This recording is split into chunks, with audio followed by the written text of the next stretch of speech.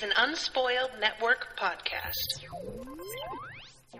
This is Unscrupled, covering Buffy the Vampire Slayer, episodes 15 and 16, As You Were and Hell's Bells.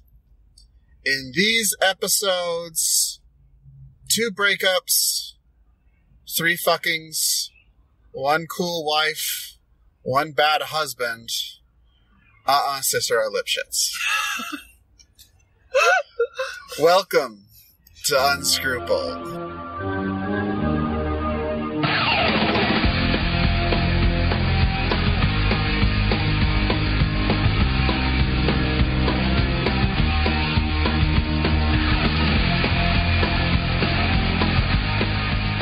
Well, howdy there, bitches. Hey there, Money. Where are we? We're in the car. We're in the car. On the 405. I'm sorry, guys. I tried, but, this week was just incredibly fucking stressful. Yeah. And, I could not even play Zelda without answering emails on my phone. You're way too dedicated. I don't know how to turn it off. You really don't. It's a skill I need to learn. We're gonna do some work-life balance later. I mean, sure, but yeah, that's another conversation. Anyway, so I apologize again for the audio quality. I have a feeling we're not going to get it right until our final episode. Oh, Jesus Christ. And apparently it's a motorcycle convention right here, right now. Yeah, for those of you who are not in California, motorcycles are allowed to lane split, so when you're in bumper-to-bumper traffic like we're in right now, they'll just drive right the fuck on by you. Yup. So that's because if they stand still, they're going to overheat. But, one unsignaled lane change and they're dead. So yeah. It's a careful balance they have to strike. That's how Girlfriend got in her accident. Mm-hmm. Yep. So, let's dive into the return of Riley. At least there's now something interesting about him. And no, I'm not talking about his scar. Talking about his wife. His wife. She is the most interesting thing about I this know, dude. and she's really cool, and I really liked her when she joined the cast of the 100. Yeah. So this episode opens on Buffy at the Double Meat Palace doing a shift while her manager mansplains, work ethic or some shit. Yeah. And does zero work. Yeah, while watching her work. Yeah. Basically just is kind of condescending and a douche and brags about, going to night school. And Buffy's like, oh yeah, I reapplied to college. Sure did. Waiting to hear back any minute now. And that sets our scene for Buffy's depressing life. Right. Well, he doesn't, Riley does not show up till the second day. Yeah. That's just the first day. Buffy then, finishes up, gets her, makes some dinner at the shop and, goes home with her sad little bag of fast food. Kills a vampire on the way home. Kills a vampire and then fucks one. Yeah. Who complains about her smell. Oh, yeah. So, I don't know if any of you have ever worked fast food. Most of you probably have, because that's what we do now. But it just never you just never stop smelling like it. I know. It doesn't help that they give you one work shirt. Yeah. My experience was, working in a coffee place that's really ubiquitous and everywhere. But yeah, you could not stop smelling like that. And we had to buy our own work shirts, so I had several. But man, they can only be for that. Right. That's all they are. Mm-hmm. It's terrible. Yeah. So, also, fast food has, I don't know if we've discussed this before, but different fast food restaurants have a different smell that sticks to you. Oh, yeah. They have a Subway, different chemical flavor. But it's Subway, it's the black olives. You always smell like black olives. Ooh. Yeah. That sounds like hell. At Quiznos, it's red onions, because we cut them ourselves, and there's no getting that smell out. It's true. Yeah. Yeah. So, anyway. Okay, so yeah, she goes home to be with her family and feed her sister, and Spike is hiding in her yard. When she shows up, she calls him on it, and he says, "Hey, want to bang in this yard? And she's like, well, I'm not doing nothing. Drops her fast food on the ground and gets busy.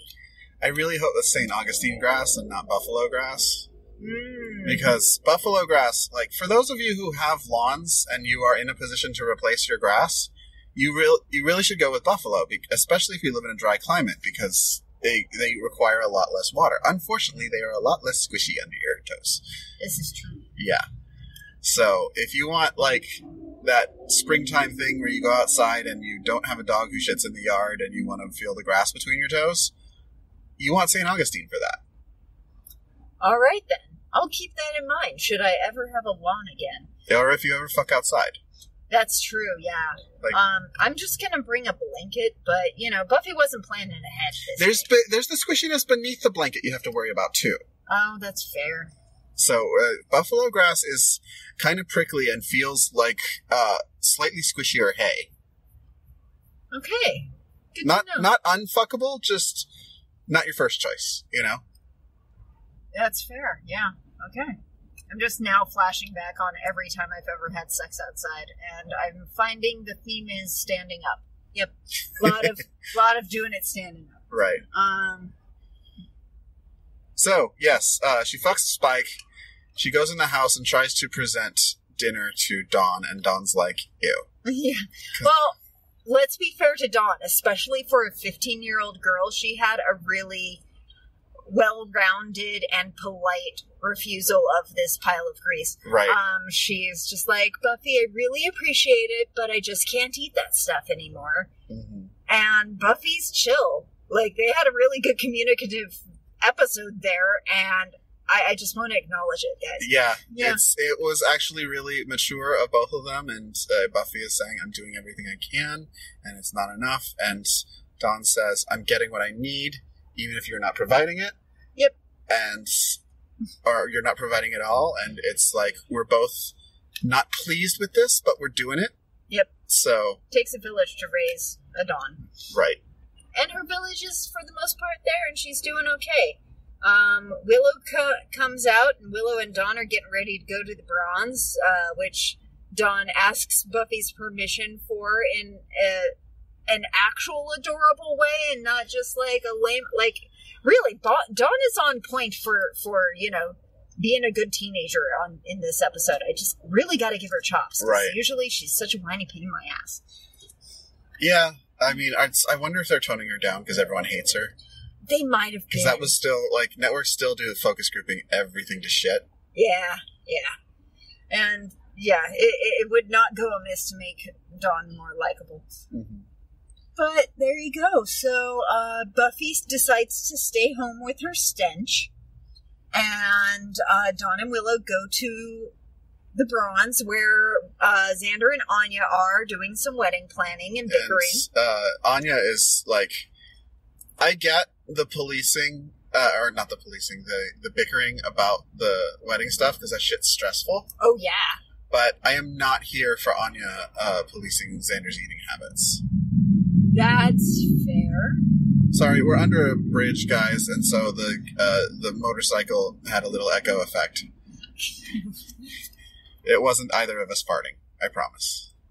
I may have farted. Oh, I'm good at editing out the farts by now. Motorcycles, I can't get a good baseline on. So that's fair. Anyway, so yeah, Anya's just kind of very critical when she's stressed. Mm-hmm. That's like a standard Anya character trait. But yeah, like don't say to your partner's face, "Don't eat chips, you'll get fat." That's a dick move. Like no one ever deserves to hear that from their partner. Right. Get someone else to say it to them. Or don't say it to people. Like, yeah, or people aren't stupid. Don't police their bodies. Okay. And don't say, like, your body changing is reducing your value to me. Okay. Yep. That is entirely fair. Especially when you're so fucking stressed out. Yeah. So Xander's stress eating, and honestly, of all the ways he can deal with stuff, it's probably better. Of all the ways that people deal with stress, in this. We've got magic and getting sucked by vampires and killing things and summoning demons and moving to England. That's fair. A bag of chips is probably the least of anyone's problems. Xander is the only one dealing with this in a healthy way. In a normal human way. Exactly. Okay. So, yeah, they're bickering, and it's fine, whatever. And yeah, that sets our stage for the next day when Buffy's back at work, doing her thing, being depressed. Oh, she got the letter. She got the letter last night. She got the letter letting her know that she had missed the deadline to reapply for school and would not be matriculating that semester. That hurts. It does hurt. That you've got another semester of this bullshit to deal with. Yeah, before you can even tell yourself that you're trying to better your life. Right. Oh, God, someone's got to, I really hope Riley paid her for her time. Of course he didn't. No, of course he didn't. No. So, who shows up at your shitty-ass job but your fucking ex? Yeah, that's the worst, when, and I thought her reaction to this was so authentic, just I have a cow on my head. Yes. Just I can't put these two images together, you inside the Double Meat Palace, and I'm going to devolve into sputtering ineptitude. Right. Because that is what happens when your ex surprises you. Yeah. It just is. It's not okay. It isn't, and anyone who does that on purpose is not your friend. And you couldn't have called? Yeah, seriously. Text me, you motherfucker. You still know the number. It's still 2002.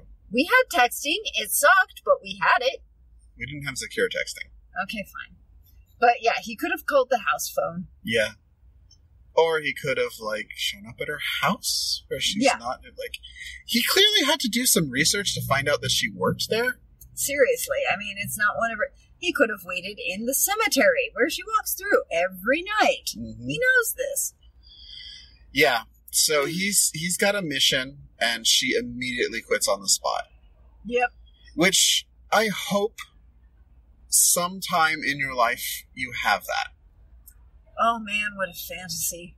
To just be fuck you, you're cool, fuck all the rest of y'all, I'm aces. For those of you post-millennials, she's quoting Half-Baked at this point.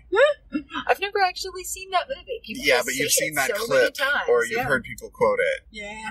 So, Half-Baked is not a good movie. But that one scene is okay.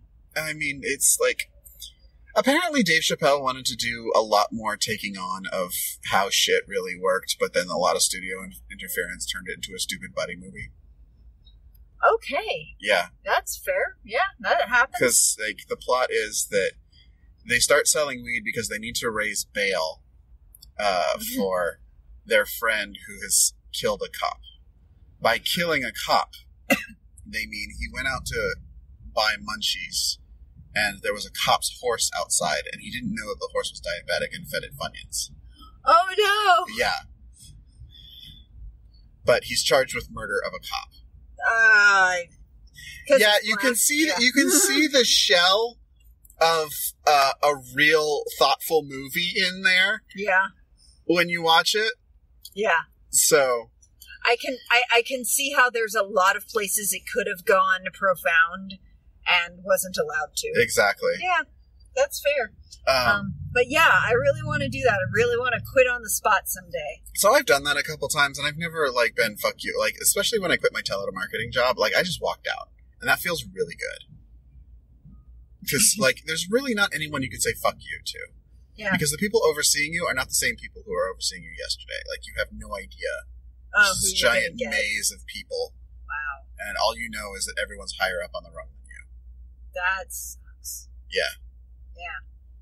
But yeah, Buffy walks out and goes to chase a demon, and she's having a pretty good time. But they're running around so much that she and Riley just don't have time to talk. He does imply that he's got some pretty big news that he needs to share about what's been going on over the past year. And Buffy's just not having it. It's yeah, whatever big news you got, I died. Dude, I fucking died, dude. I bet I got you beat. Because I died. Just saying. So I wonder if that's in his intel. Like, has he been keeping tabs on Sunnydale? Yeah, does he know she died? Did he get married after she died? I mean, not many people know she died. That's fair. They did keep it pretty quiet. There's the Scooby Gang and Amy, basically. Yeah. Who we have not seen in a while. No, we have not. No. And I'm glad she's a person again. Yeah. And I hope she lives a life and, like, moves away from Sunnydale and does other things. Yeah. And I hope she maybe stops doing magic like a drug. Just saying. I hate the magic addiction thing so much. Yeah, I want it It comes out of nowhere, and there are like storylines you can do with like using magic too much without it being some kind of drug addiction. Yeah.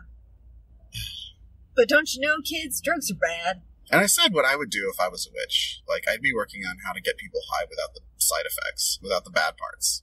Yeah. How do you just have a good time for an evening without damaging your health? Exactly. Yeah. So. A mood enhancer. Or, you know, like weed without the munchies.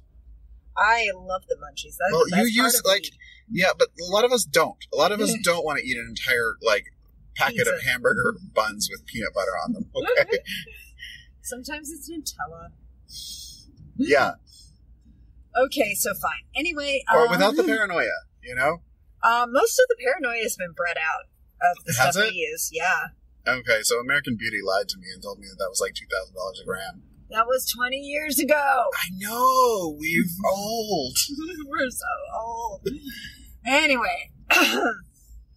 So, yeah, like, back then, totally, but now it's different. Yeah, so they go chasing demons, and they find the demon, and Riley, in all of this running around, has neglected to tell Buffy what the objective of this is. And so Buffy, you know, gets in a tussle with this demon and ends up killing it. Mostly in self-defense, but just because, you know, it's a fucking demon. Well, let's be honest. The mission of this, the actual mission is a threesome with Buffy.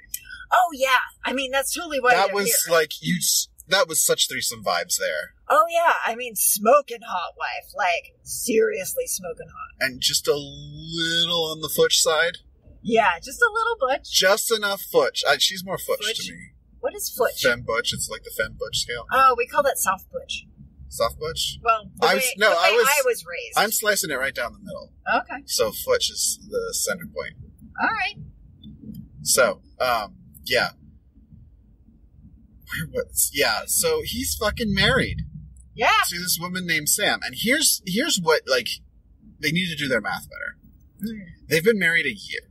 Mm-hmm. Riley's been gone. About a year.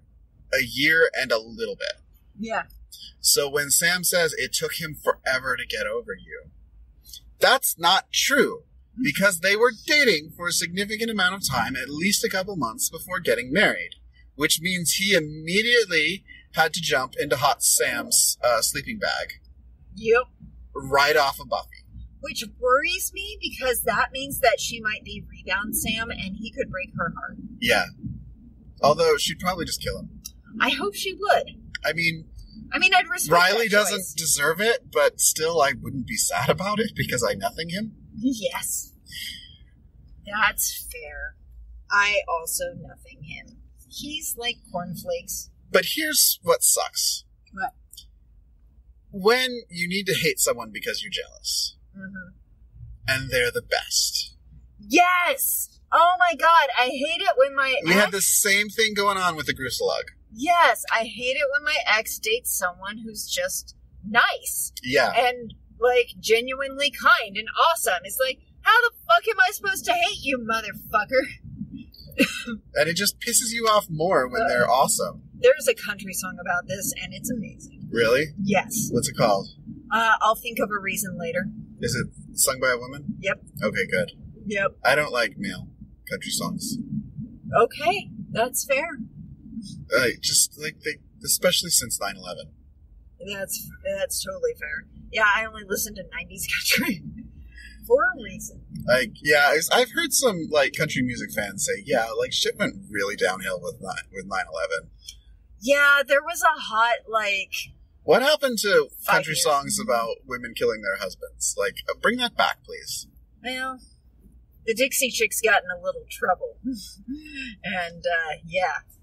Things got real weird in the early aughts, man. Guys, it was so bad back then.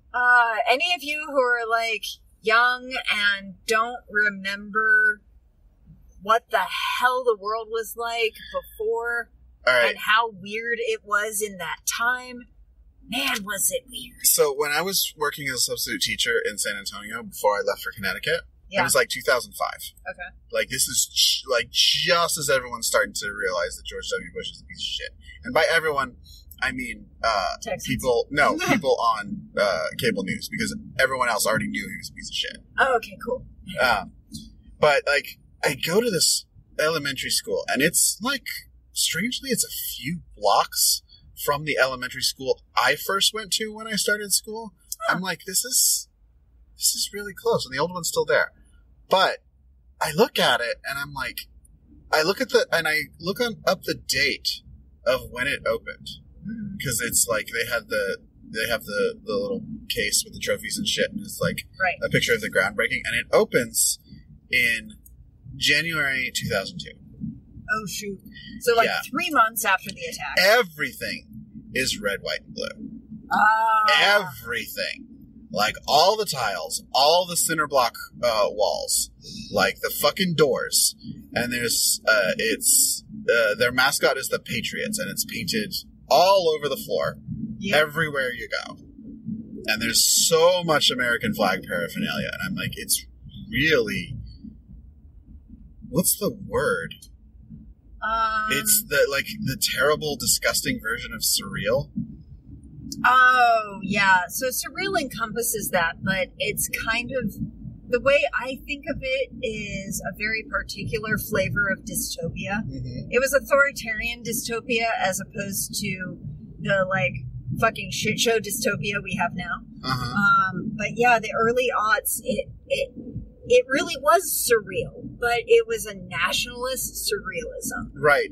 Do you remember Drop Dead Gorgeous when they're trying to decide on pageant themes? I remember and how every it's single thing about sickeningly patriotic. Oh, yeah. And at the time it came out, we recognized that as sickening and grotesque and stupid. Yes. And suddenly that became the baseline from which everyone had to operate. Yeah, and keep in mind, I was in the military during this time, so coming home was weird. Yeah. Like, I didn't want to wear my uniform out because people would come up to me crying. Really? Yes.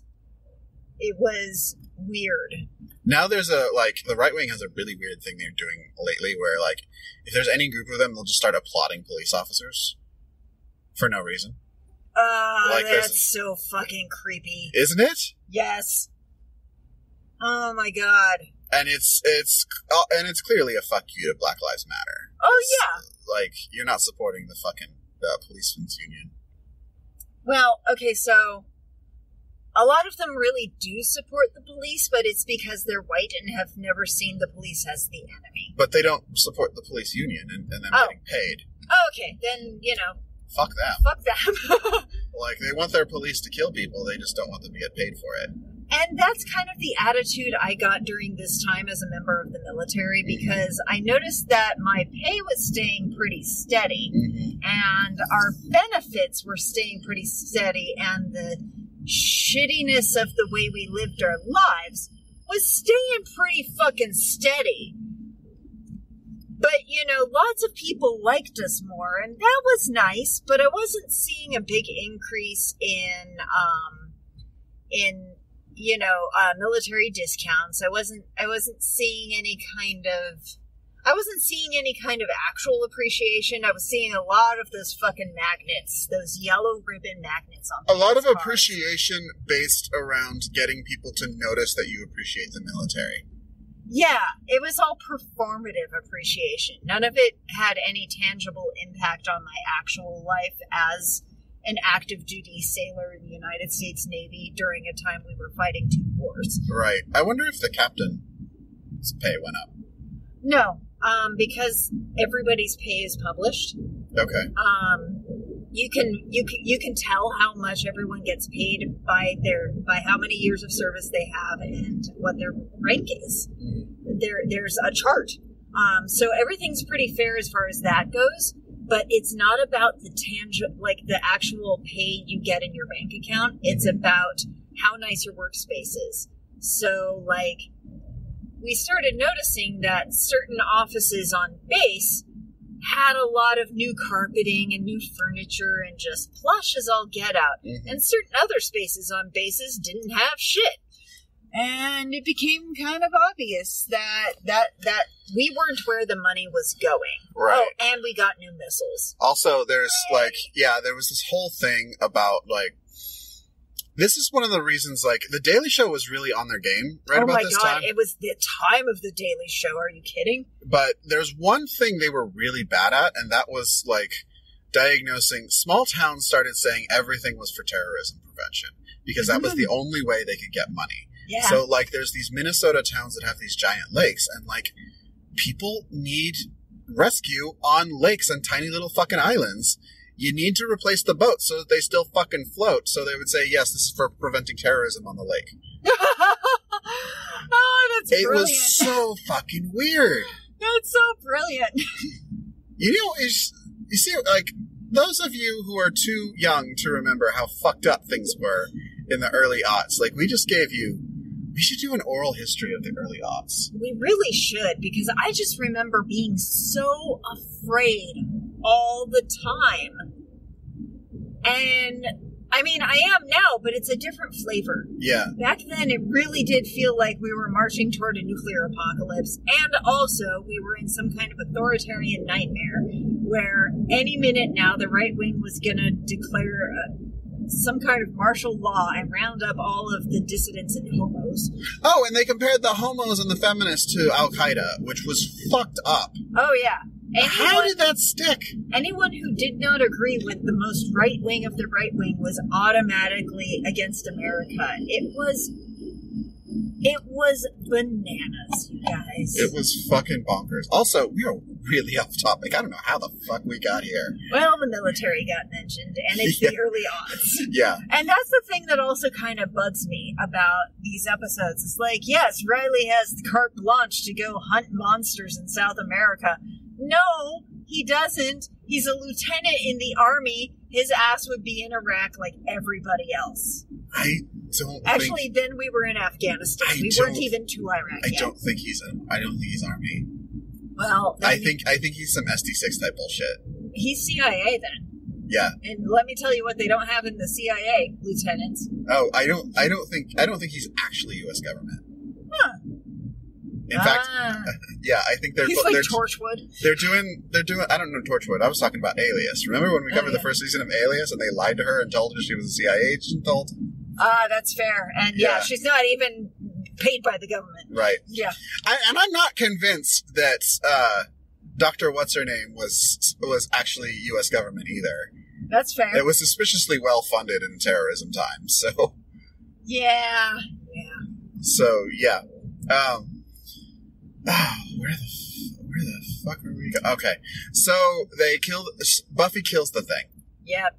And then Sam chastises Riley for not telling her that the objective was to tag this motherfucker so that we can find his egg And I love that she doesn't go off on Buffy, she goes off on Riley, because Riley's job is to communicate this shit. And he didn't do it. He didn't do it.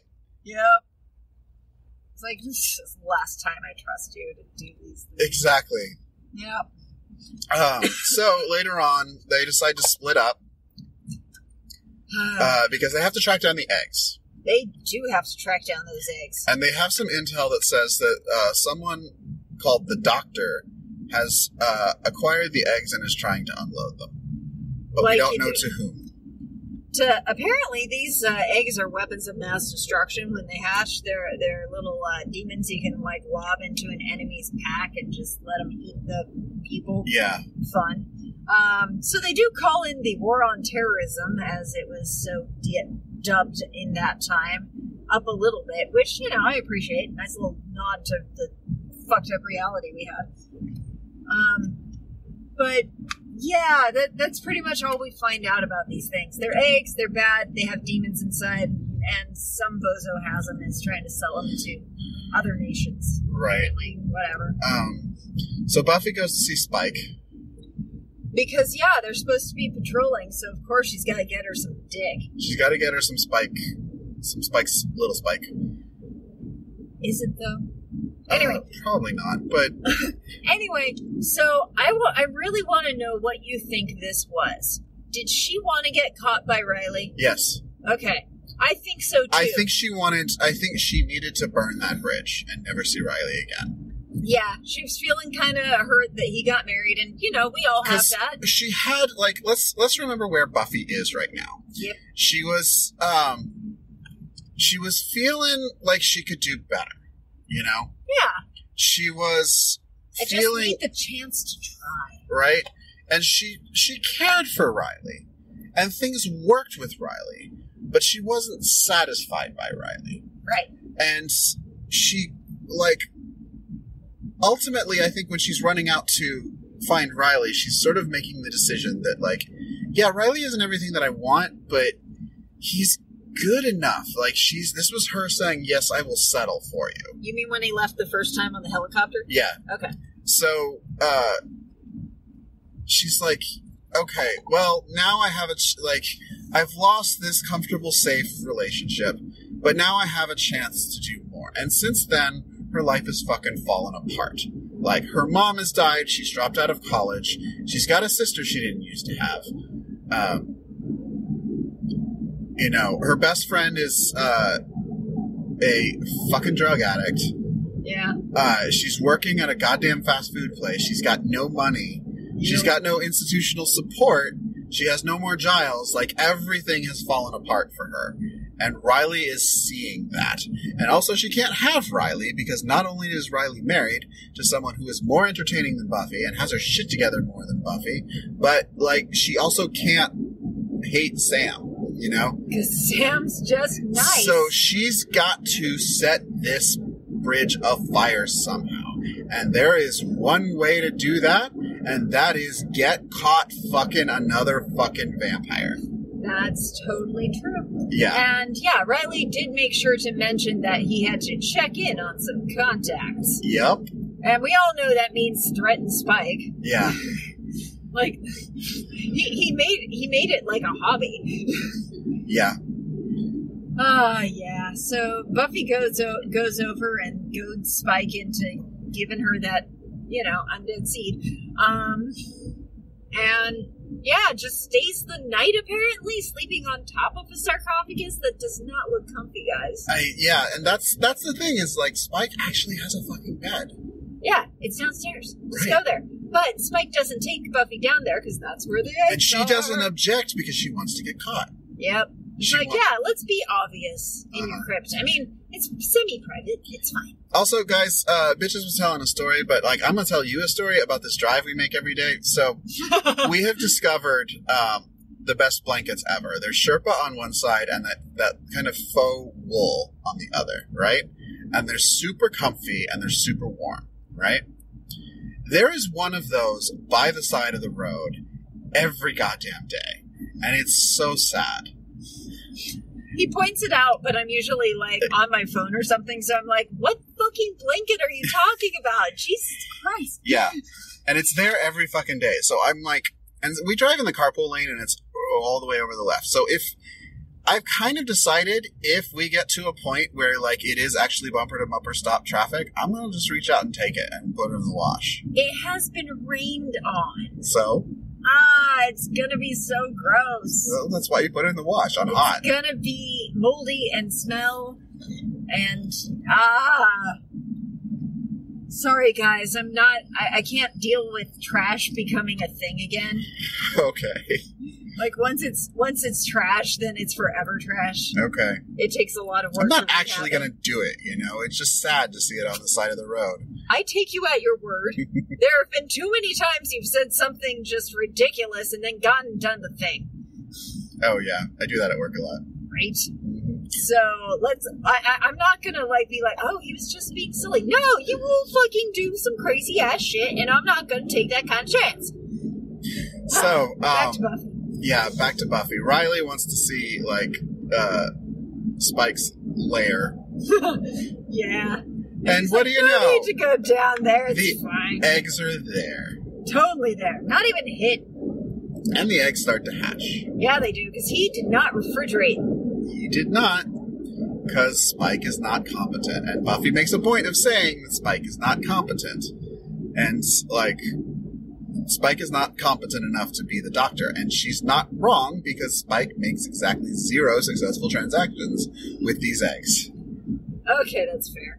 But the thing is, okay, so in the past, Spike wasn't incompetent. Spike is the big bad, had several decent plans. That time he brought back the big blue guy by piecing his body together and then having a big blue guy on your side. That was solid. Spike is, I'm going to create chaos, and he's a Littlefinger. Yeah. He creates chaos and then maximizes his return once it's happened. He's real good. He's not a Varys where he's got everything laid out and pushes everyone into where they need to be in order for him to benefit. That's fair. So, Angel was the Varys. Angel was a Varys. Yeah. Okay. So, yeah. So, Spike is still, flailing about trying to explain this away like an asshole. And Buffy and Riley are, gearing up to, squish some egg bugs because they're coming at him. And they start to hatch. And they run like hell. Yeah, they get out. They throw some grenades down. Buffy had that bright idea. Thank you very much. She did real good with that. Yeah. Buffy doesn't really use explosives very much, or guns. Yeah, but if ever there was a time, an infestation by, relatively small, deadly monsters seems about right. Right. And bonus, she got to blow up Spike's stuff. Mm-hmm. And then we have the breakup scene. Yeah. This was the most mature I think Buffy has ever been. Yeah, that's fair. She did it in kind of she says exactly what she means. It's not the nicest way. It's the most honest way. Which ultimately the nicest way would have the nicest way would have been I can't do this anymore because you're a fucking vampire and you're terrible in bed. That's not nice. No, it's not. But what the fuck? Stop contradicting me when you make no sense. But this is not nice in that she is breaking up with him at the same time giving him respect, which she has never done before. So he's just going to love her more. Exactly. Oh, yeah, it's hard. So it's hard when you don't want your ex to hate you. Exactly. So you just hurt them more. And for her, it's not about him not hating her. It's really about voicing why she is doing what she's doing and saying that she needs to do better and being completely fucking honest and straight with Spike. Yeah. Which I don't think anyone has ever done. And she does kind of acknowledge that he was what she needed at the time. Right. But that time's over now. And he's like, baby, I've heard this before. And she's like, nah. And she doesn't bring up any of his bad qualities, like being a fucking vampire. She doesn't mention at all the fact that he's been trying to sell demon babies. Because it's honestly not relevant. Yeah. This isn't about any of that stuff. This is just about who she is and who she wants to be. And she says she's sorry. Yeah. She really, she straight up says, I've been using you. And he's like, yeah, this is me not complaining. I mean, they were, again, another really great communication. They had a solid breakup communication where everyone was fair to each other. And yeah, it's like, wow, show, this is how it should get done. Mm-hmm. This is the life lesson show from Buffy, and it's not even that good an episode. This is the first time Buffy has really been a really good role model to her viewers. Yeah. This is Buffy growing up. And it's the first time we've seen Buffy actually take charge of her, just take some agency for her life in a long time. And I think it's the first step toward her becoming a fully rounded adult. And it comes on the heels of her deliberately making a situation where she can never show her face to Riley again. Right. Because it's so fucking ridiculous. And I think, I hate to say it, but Riley showing up was just the shot in the arm she needed. Yeah. Yeah. So, like, for once, Riley is useful. Yeah. Stop spiraling, bitch. So that is our first episode. This is gonna be a long ass podcast, guys. Because we got a long way to go till we're home. We do. Traffic is fucking awful today. Yeah. So there's one more thing to cover before we move on to next episode, and that is Spike and Anya talking about how, or not Spike and Anya, Xander and Anya talking about how, like, scared they are about this wedding and stuff, but Xander wisely pointing out that Riley and Sam seem to have a really great marriage, but who's to say what the fuck their wedding was like, and maybe the two things aren't the same. Right. I love that he said that, because it's so true. Guys, I've been divorced twice. Only one of those is my fault. It wasn't your fault. It was her fault. I know.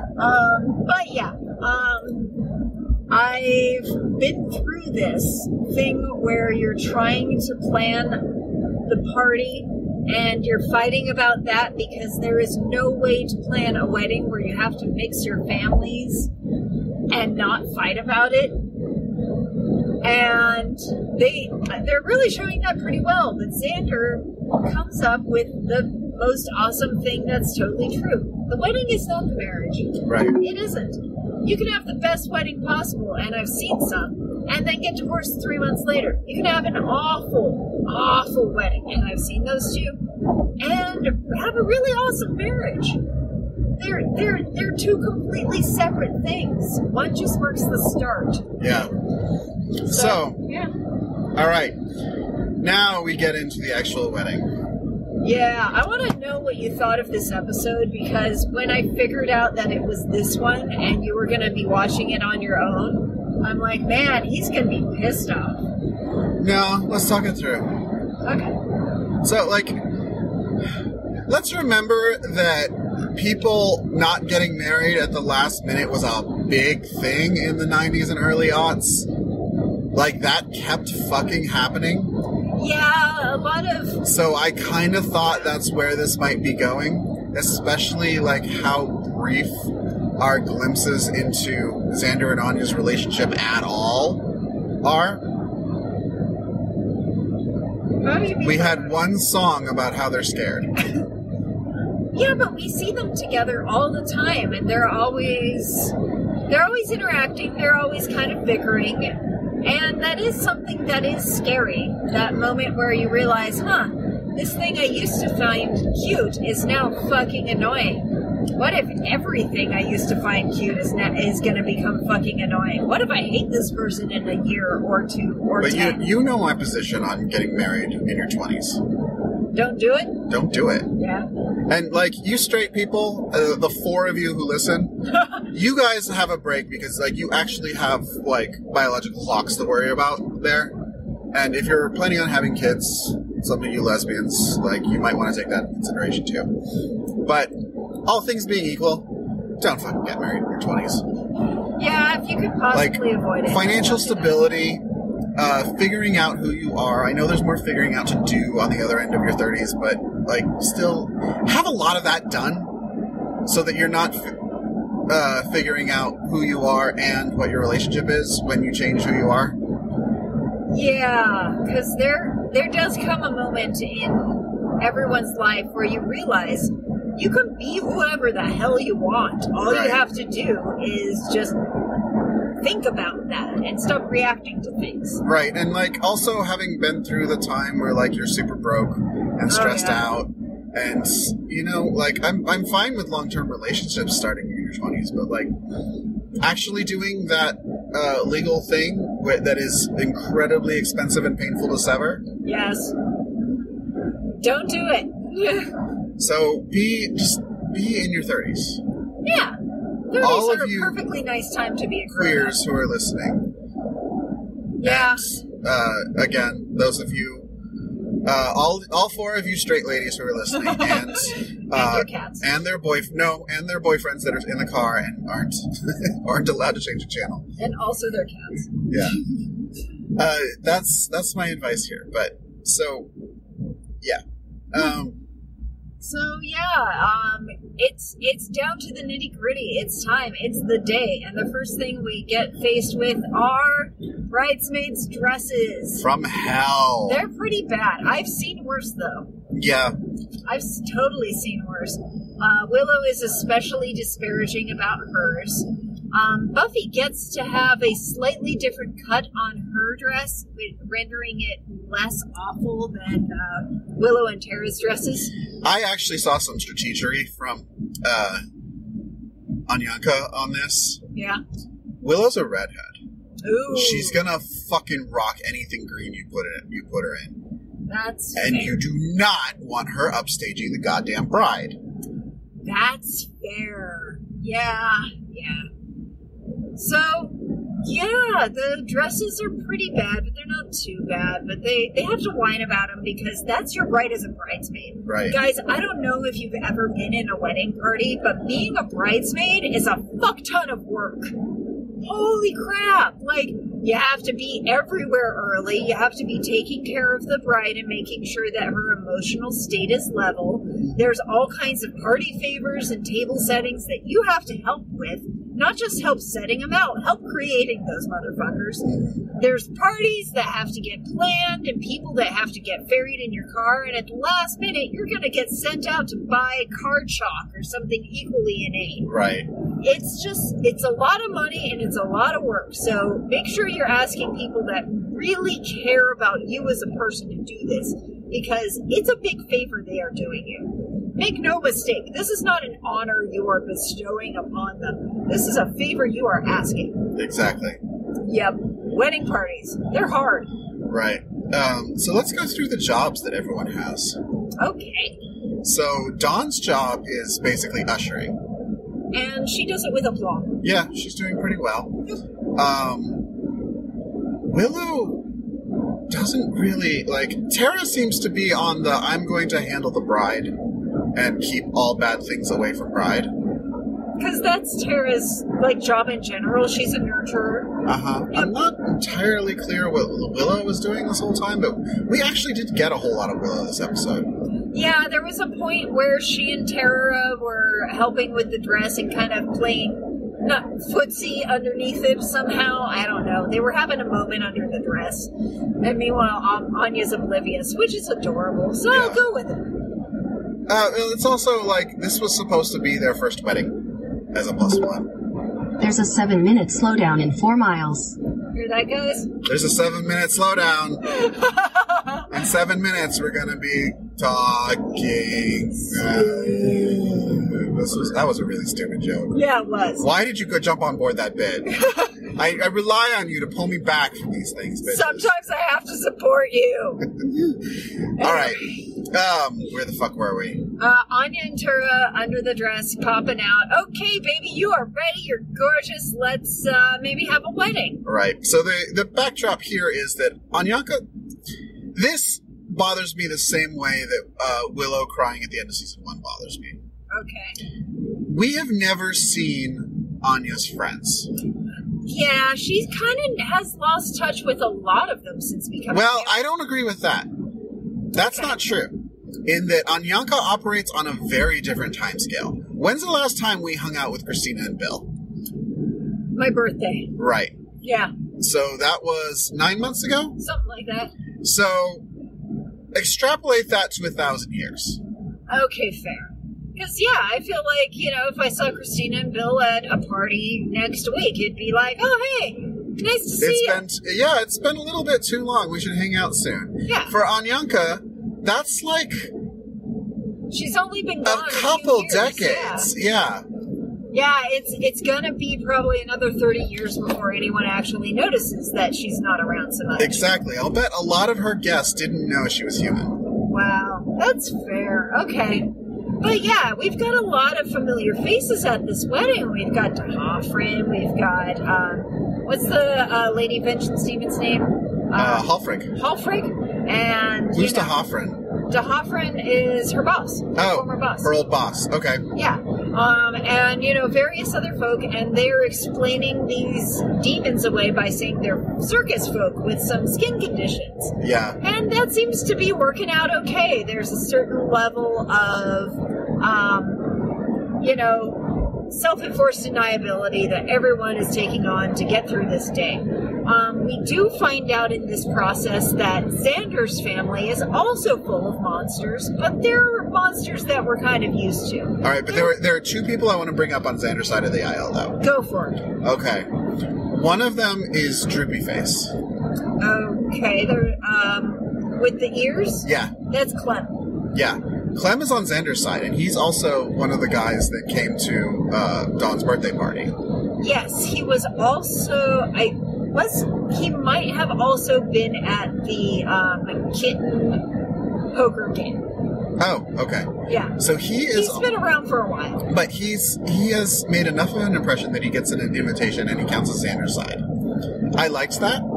That they're like, okay, the fact that Xander's about to marry a demon means he should probably find out if there are any other demons he could be friendly with.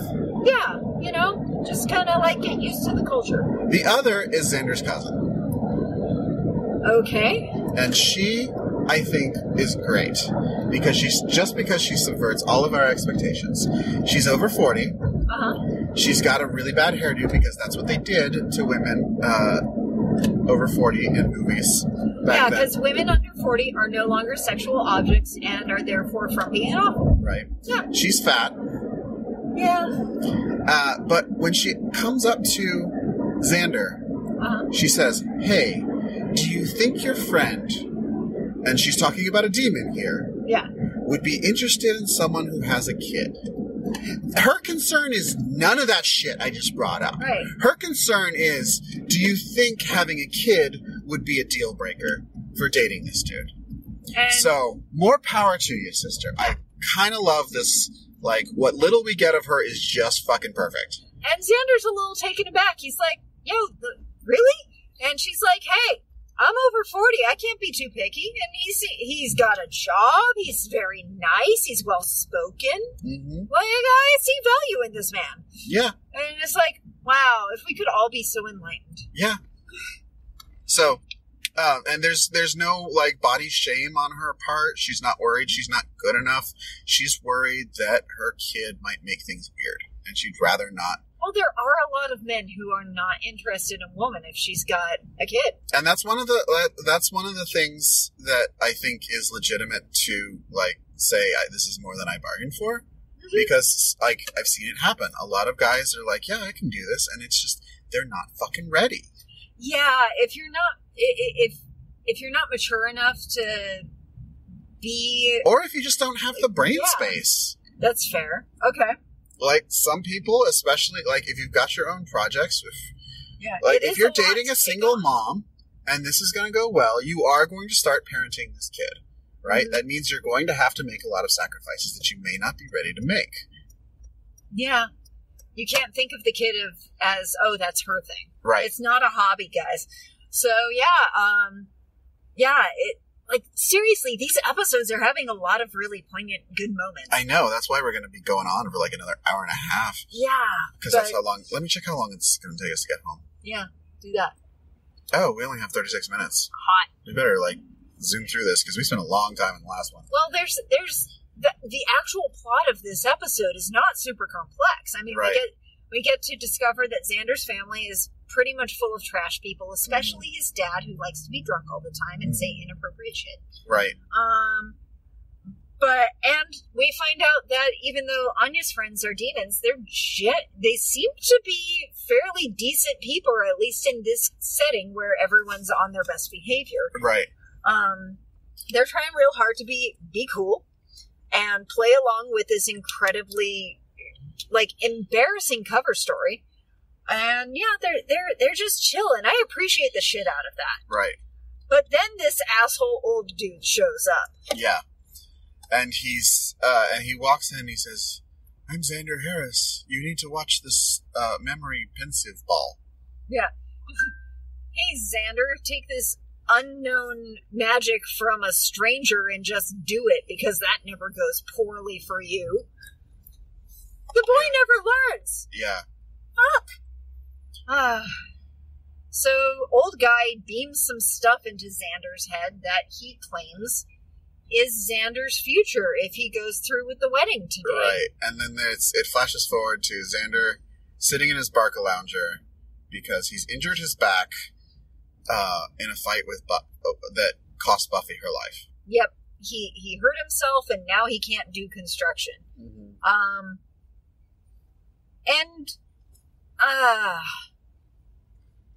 Guys, it's just, this part frustrates me so much. Talk about why. Let it out.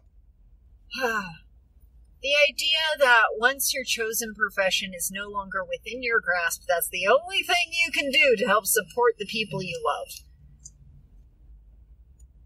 It was the year 2000. There's other jobs out there, Xander. Yeah. Get off the Barcalounger and fucking do one. But that's not the point. The point is to point Xander's mind toward an endless sea of despair. Right. And that's what he does a pretty good job of doing. We get a glimpse of their future children, one of which is obviously not Xander's and obviously Clem's. And we see that, Anya's been unfaithful and Xander's acting like a fucking child during it. And the thing that gets me is, I don't buy it from this Xander that we know right now, but I do buy it from, season 1 Xander, and is Xander capable of that kind of regression if there's no Scooby Gang around to keep him honest? Yes and no, because Xander is the most removed from the Scooby Gang at this point. Yes. So, Xander has things to hold on to. And I think Xander is a much better person because none of his friend group is men. That's fair. He does not have any testosterone in his life except for work. And I could say he's still young and impressionable. The man's only 21, 22. That's true. So without the glue that holds the Scooby Gang together, and that is Buffy, I see Xander picking up friends that are a lot worse. Because imagine what a shithead he'd be if fucking Jesse was still alive. Yeah. I don't even remember if that's if he wasn't spending his spare time hunting demons, he would probably be spending his spare time at a sports bar. Yeah. Or something. Because toxic masculinity was all the rage back then. Oh, yeah, it was. Yeah. So another really bad 90s, early aughts thing that we... So, yeah, I think Xander has benefited from the closest people in his life being women. Being strong women, That's true. So without that, I could see him slipping back into not having any good examples to look to. Okay, that's fair. So yeah, we get this horror show of their lives together, and it ends with Xander beating Anya to death. Yeah. Which was a little too real for me. Was it? Anytime I see that episode, I block that part out. I had legitimately forgotten that he beat her to death. Yeah. And that is a fear. I'm a big dude. I have a lot of power behind me. Yep. I don't strike people. Yeah, because you pretty much ever. And it's the idea that I could get so angry. That is a recurring nightmare in me. Me hurting someone I care about. Yeah. Yeah. So it was real for me, and yeah. And that's why I think it's stuck with Xander. Yeah. Because he knows people who are violent. I know people who are violent. And let's face it, when you've had a bad day and you're sleep deprived and you're stressed out, there are times when you kind of want to take a swing at someone just to make them fucking stop yapping. Right. Yeah. We've all had that urge, and the measure of a person is whether or not they walk away or if they do it. And Xander doesn't trust himself to always walk away. And I honestly kind of respect that. If he We've knows never seen himself him well punch enough. a wall, have we? Yes, we have, actually, when Buffy died. That's right. He put his fist right through that motherfucker. That's right, he did. Uh-huh. He knows he can do that to walls, and now he thinks he can do it to people he loves. And that's way too fucking scary Generally, for him. wall punching is, I am going to demonstrate what my fist is capable of doing. I don't find that to be true at all. I have punched walls in anger, and mostly it's like, I have so many feelings, I need to let some of them out right now, and I'm not allowed to scream because people tell me that screaming is scary, but I need to do something, so I hit the refrigerator. Yeah. So, Yeah. that's a nightmare scenario, and I can see how that gets to Xander. So Xander fucking walks away.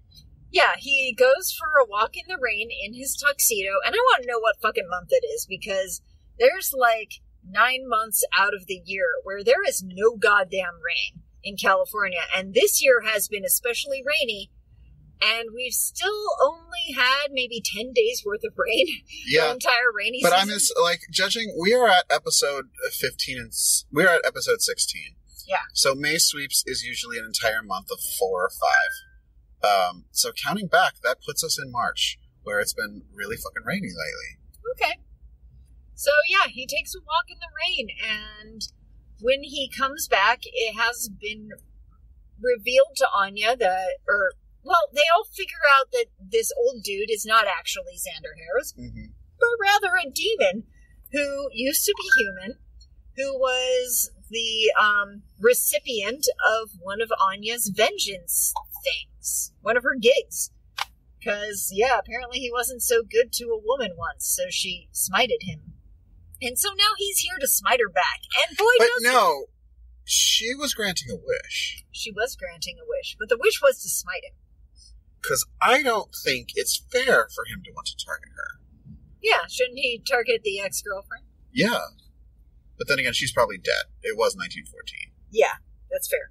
So, he ruins Anya's life, but he gets dead in the course of it. So that's... I don't feel bad for him. I don't feel bad for him even a little bit. I think the fact that he succeeded in ruining Anya's life is bullshit. She was doing a job. Here's what I want to know. Yeah. We have seen 2 vengeance wishes granted. Okay. One of them was to Cordy. Right. One of them was to Dawn. Yes. Is there, are there standards as far as whose wish gets to be granted? So, they talk about Halfrick having her thing that she prefers to deal with being neglected children. Mm-hmm. And they talk about Anya, how her thing, her vengeance thing, was scorned women. Mm-hmm. And I think that given that they're allowed to specialize like that in whatever the fuck they want, that it's kind of a case-by-case basis determined by the vengeance demon herself. Mm-hmm. That's the impression I have gotten. Okay. From what they have presented us with. I don't think they have a list of humans to visit. Oh, that's not what I'm getting at. It's are there standards? Do they grant the wishes of a child who's had their Nintendo taken away? I think it's up to them. Do they grant the wishes of abusive women who are scorned? I once again think it's up to them. Okay. And you ever wonder how great things happen to bad people sometimes? I think it's vengeance demons not doing their homework. That's fair. It's just, that really plays into how I interpret the end of this episode. Okay. In that her boss wants her back. Offering, yeah. And I'm like, okay, so what is the future of Anya on this show? Does Anya exist as an asset to the team? And is she going to be like, yeah, I need to punish someone who cheated on his girlfriend today. I'm going to dangle him in front of I'm going to dangle him over the pits of hell. Huh. I'll see you guys later. Because we I kind of watched that show. get that with Spike a little bit. A little bit.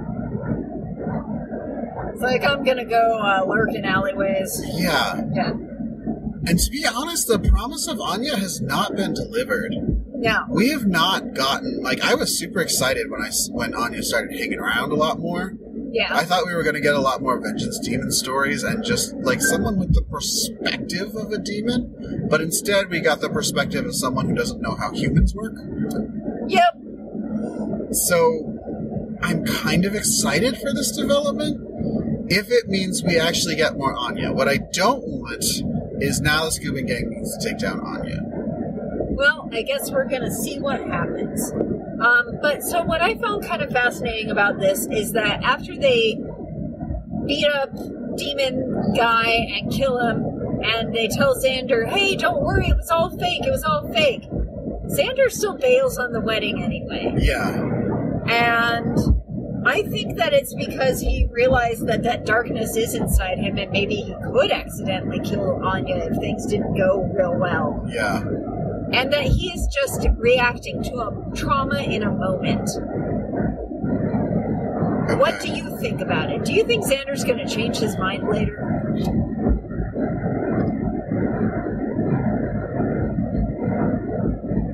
No. No? Okay.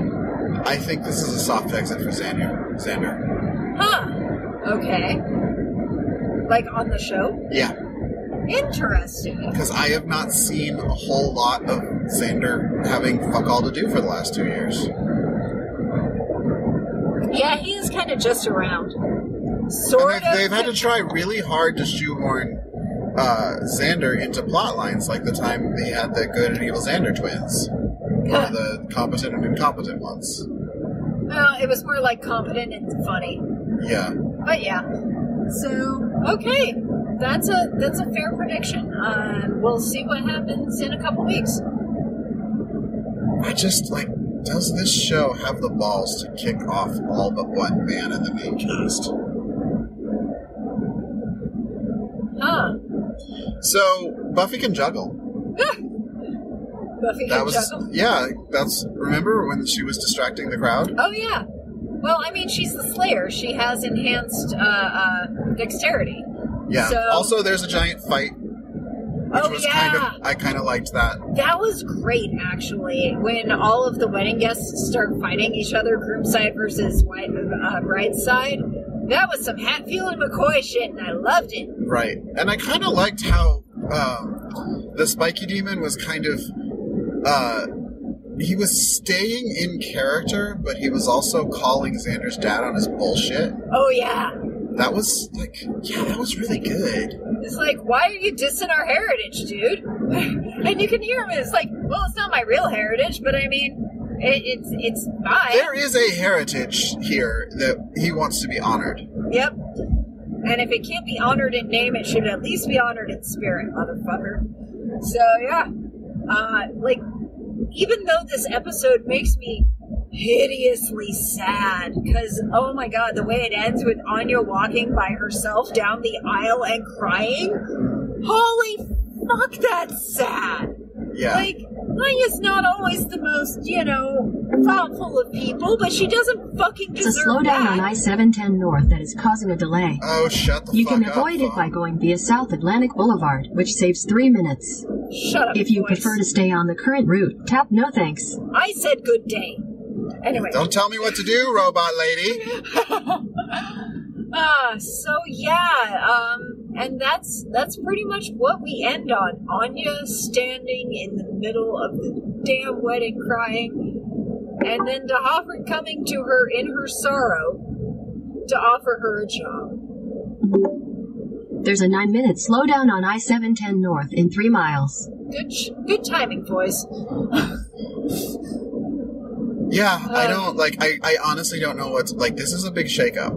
Yep. And not, like, the wedding breakup, like, that's not the shakeup. It's the Anya having a job opportunity thing. Anything could happen, guys. Do you think she's gonna take it?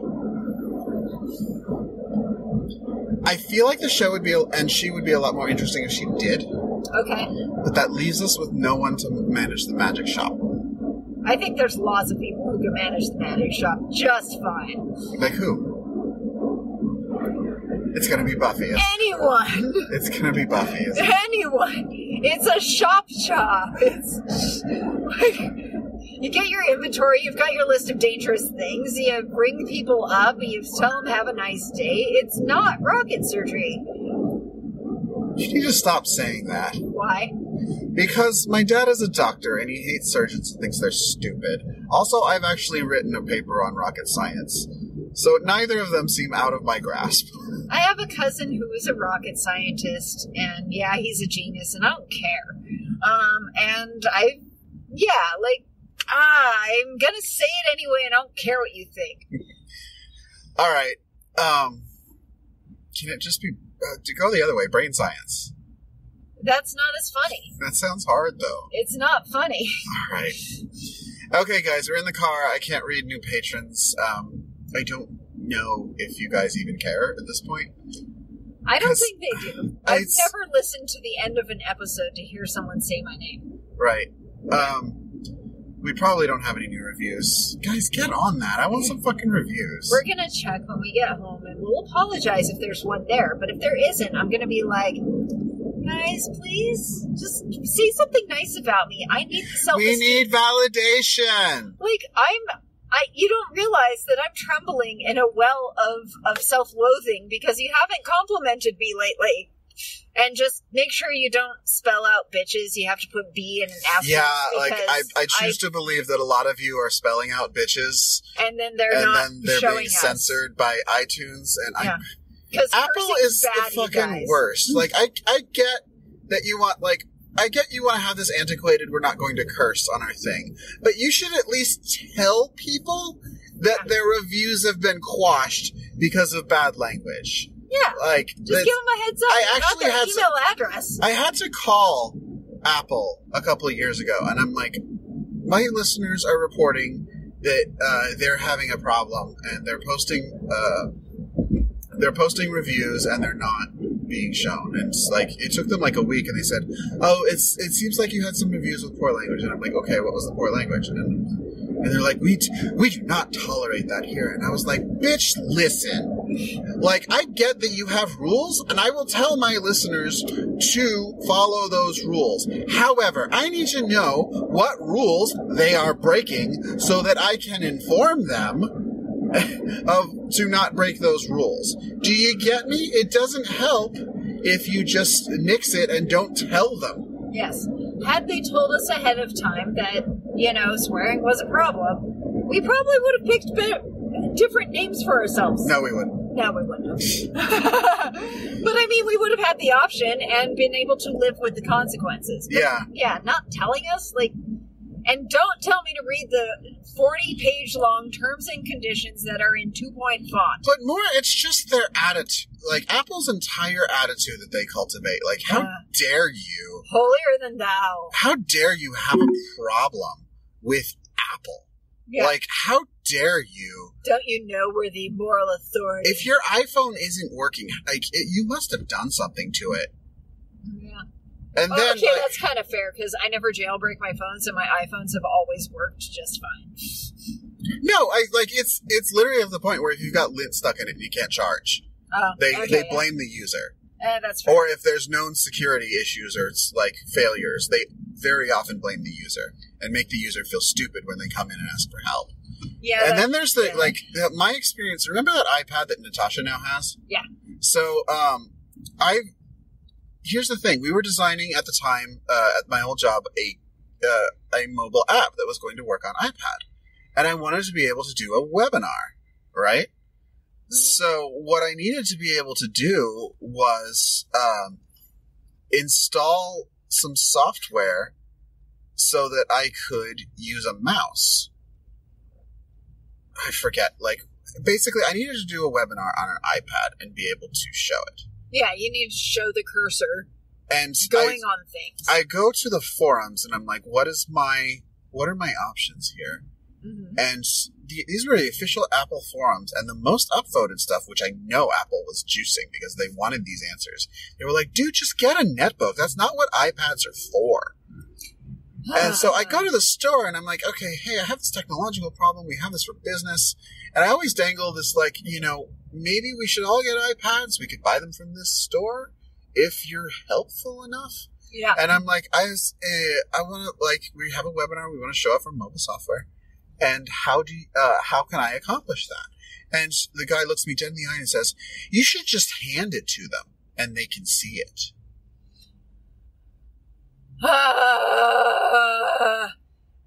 You cannot advertise to people in person.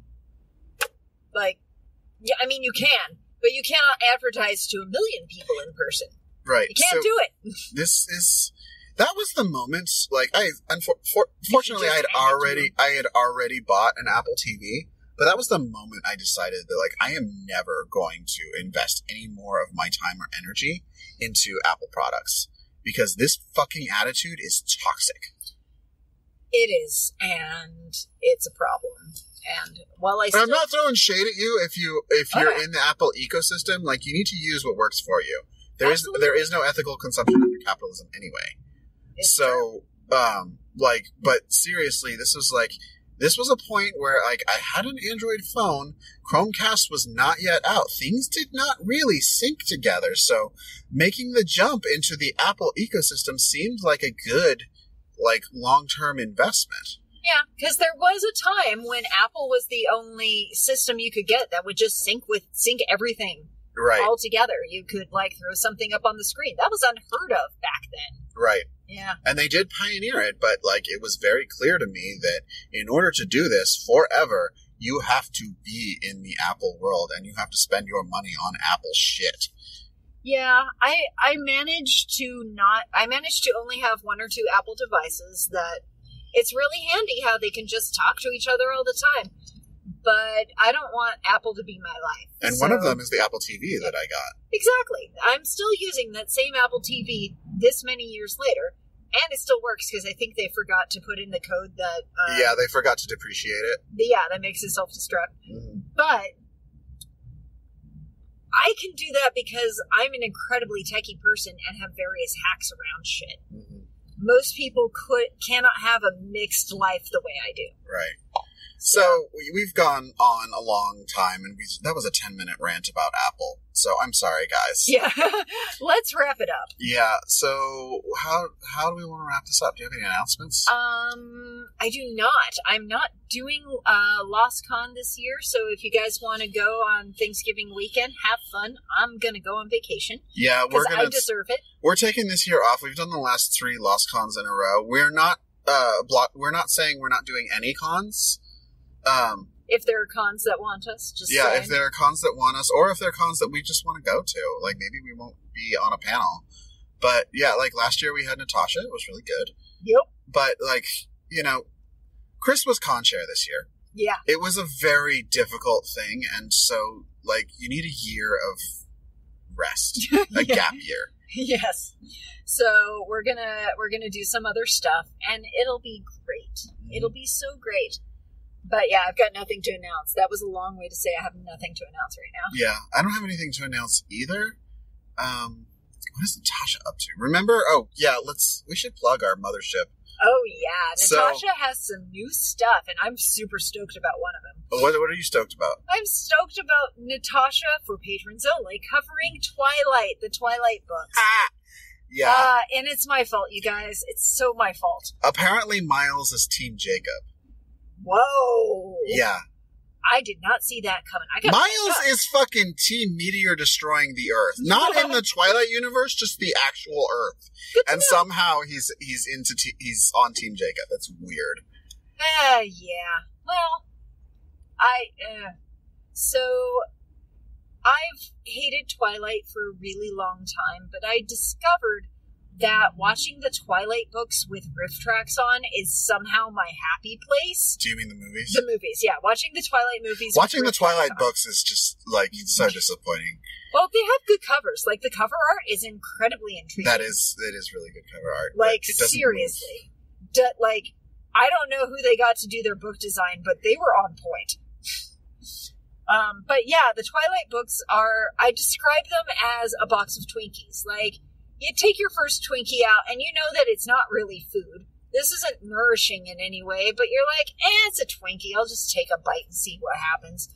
And then you wake up 4 hours later and the entire box of Twinkies is gone and you've got a stomach ache and you know you could have spent those calories better. But you're weirdly satisfied, too. Do you know what else? That's the experience of reading the Twilight Do you know books. what else has no nutritional value? What? Girl Scout cookies. Oh, let's go eat some. Yeah. All right, that's all we got for tonight, guys. All right, guys. Bye!